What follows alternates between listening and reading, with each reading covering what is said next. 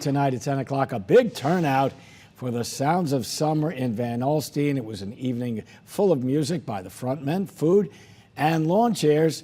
And News 12's Talia Munson was there.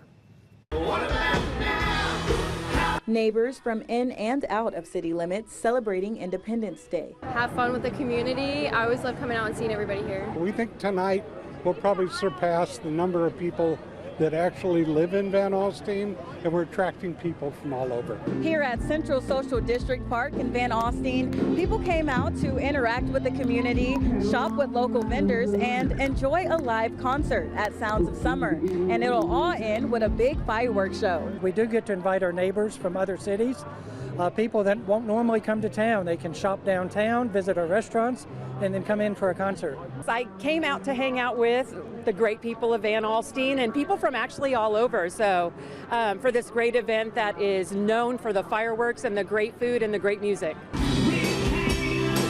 An event to bring the community together, all while recognizing local veterans. In Van Alstyne, Talia Munson, News 12.